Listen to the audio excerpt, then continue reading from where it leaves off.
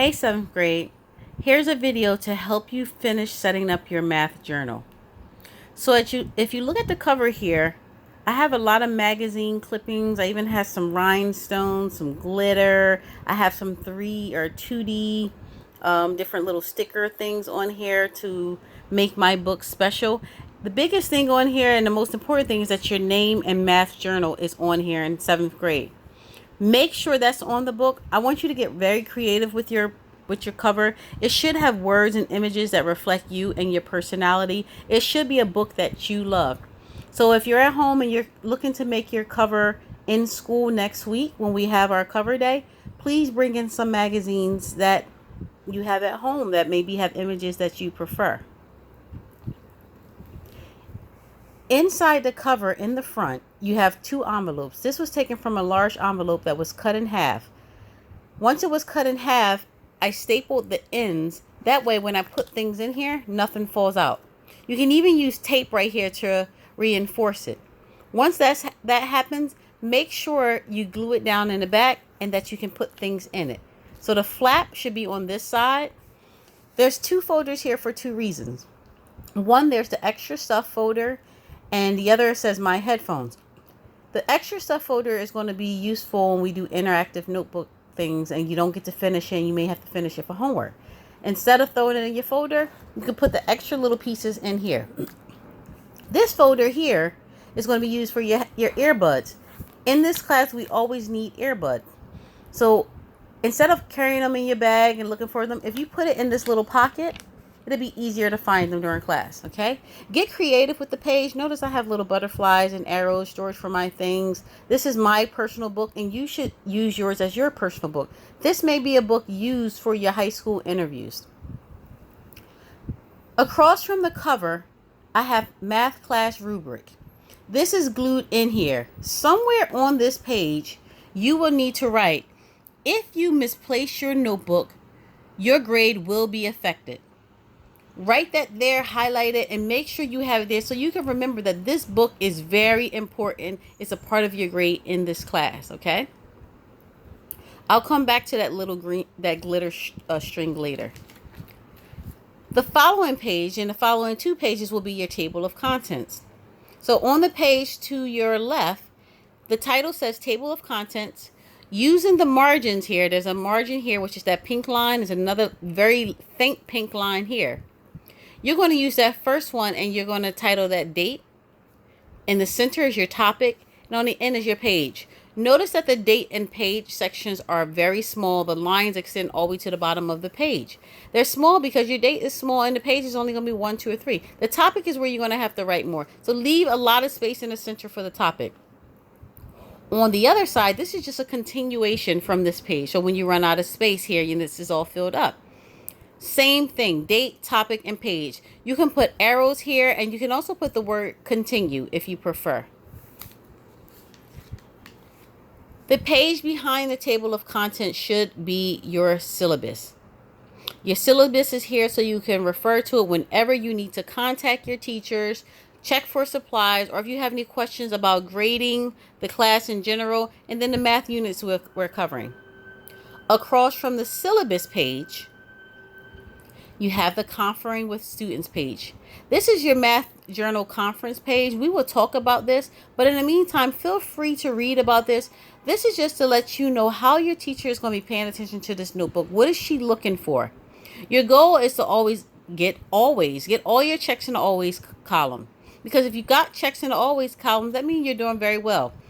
When you conference with your teacher, she's going to give you teacher comments, and then you're going to reflect on how you can do better with your notebook, or what you love about your notebook, because maybe you're doing, your best and your book is awesome. But sometimes you need feedback so you can improve. On the next page, this is where we start the We Do instruction page. Next week in class, your teacher is going to give you this information. It's going to be set up like this. It's going to show you how to lay out your notebook every day in class. That way the teacher doesn't have to tell you where to put things or how to put them. Okay? Your book starts with the topic, the date, your learning objective, your Common Core Learning Standards, which is called the CCLS, and your mini lesson. Notice I put DA here. DA is for your daily activator. While you will be getting daily activators, they will not be going in this book. They'll be handouts, okay? Across from that page, you have the I do instruction page. This side of the page is for you to show and prove how smart you are by showing me your own thinking. Here, you're going to add the learning goal here. Your learning goal is to rewrite your learning objective now using I can. Instead of saying students will be able to, let's say, multiply fractions, you will say I can multiply fractions. You're going to move on to what I learned. And under what I learned, that's where you're going to write 1 or 2 sentences here. So if you say I can multiply fractions, you can say I learned to multiply fractions today by multiplying the numerators across and multiplying the denominators across, or something like that. But you want to explain what you learned and or something new. This is new information. Now, as far as the exit ticket, this can vary. Sometimes it may be a question from the teacher. Sometimes it may be one problem. Sometimes it may be a handout. But in this place, this is where you're going to show proof. And with your proof, there's going to be a little bit of a reflection here because you may struggle a little bit. You may got it and like, listen, I got this. I'm ready to move on. But the only way to know that is through the exit ticket. And also to help will be the traffic light comprehension dot. At the bottom of your page and in the classroom, there's going to be red, yellow, and green markers at your group table. Once you finish the exit table, you're going to put a dot at the bottom of your page, anywhere on your page. We can say the right-hand corner. We'll talk about this further in class.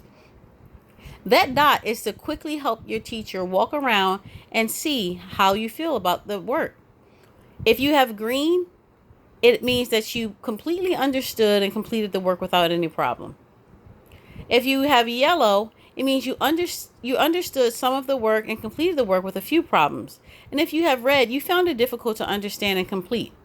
And this is your chance to be honest, because if you're being honest and most of the students in the class are struggling to do the work, that's a reflection for the teacher because maybe she didn't or he didn't prepare you for that question.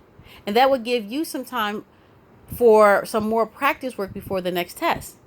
So be honest, because if you're not honest and you get a test, no one knows that you're not ready for the test. We want you to be successful. We don't want to surprise you and give you F's. That's not the goal. The goal is to make sure you're ready. Okay? Now, the next page, there's nothing here. Notice that. So flip to the back of your book, to the back cover, and open it. So, in the back of the book, on the page that has the lines, this is where your online access information goes. You're going to cut it out, and you're going to glue it here. Make sure everything is filled out. Things that are not filled out, maybe because your teacher didn't give you the information yet, or maybe it was given out and you missed that information. Whatever the case may be, contact your teacher ASAP to get your information. Across from that, on the back cover, this is where you're going to create a folder, okay? This is using construction paper or any fancy paper you have. It can even be a magazine. I used some fancy glitter paper that I had, and I cut out a square here, and I stapled it around the edges. That way, when I get my daily activators and my teacher graded, it can go right in here. I won't lose them. Yet you must save your daily activators, because if there's a pop quiz or a surprise quiz where the questions are taken from the daily activator and the teacher says you can use your notebook, if they're in there and you have your explanations, you're guaranteed an A. So do yourself a favor. Make sure that this folder is in the back of your book. Make sure you keep your daily activators here. And last but not least, the little glitter string here. Notice this little glitter ribbon. This is my placeholder. So what I did here is I taped mine here. But if you have a fabric ribbon here, which you may have it if you take it from my classroom, you're going to have to staple it down to reinforce it. You place it here and you make sure you cut enough that's longer than your book.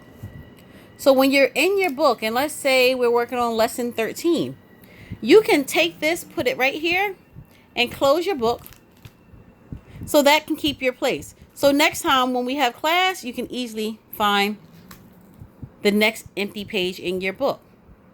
Okay? So there you have it. That's the math notebook setup. If you have any questions about this book, please contact Ms. Scott or Mr. Reckles using remind.com. Have a good day.